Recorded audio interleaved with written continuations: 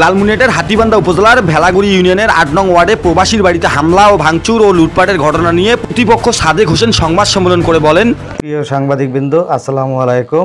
আমি মোহাম্মদ সাদেক হোসেন, যুবদল ভেলাগুড়ি ইউনিয়ন শাখা, গ্রাম উত্তর জরানি, ৮ নং ওয়ার্ড, উপজেলা হাতীবান্ধা, জেলা লালমনিরহাট। আমি গভীর দুঃখের সহিত আপনাদেরকে জানাচ্ছি যে আমার স্থানীয় বাজারে একটি কাপড়ের দোকান রয়েছে। এই দোকান থেকে বাকিতে কাপড় ক্রয় করে একাধিক মাদক মামলার আসামি ইদ্রিস আলীর দুঃখু মিয়ার ছেলে সুজন ও ডাকাতি মামলার আসামি আলালউদ্দিনের ছেলে বিপ্লব দীর্ঘদিন ধরে আমার দোকানে বাকির টাকা চাইতে গেলে আমার ভাতিজা মোহাম্মদ তারেক এর সাথে কথা কাটাকাটি হয়।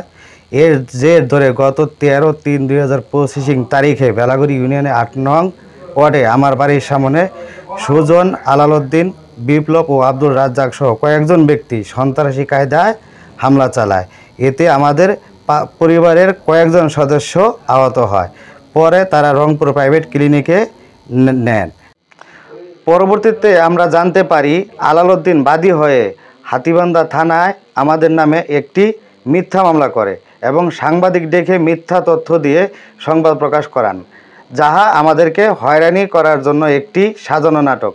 এতে আমি মনে করি আলালউদ্দিন গন্ধের মিথ্যা প্রচারণার কারণে আমাদের হয়রানি, সম্মানহানি হচ্ছে। তাই আমি হাতীবান্ধা থানার অফিসার ইনচার্জ এর প্রতি আহ্বান জানাই, উক্ত ঘটনাটি সঠিক তদন্ত করে প্রকৃত দোষীদেরকে আইনের আওতায় আনা হোক।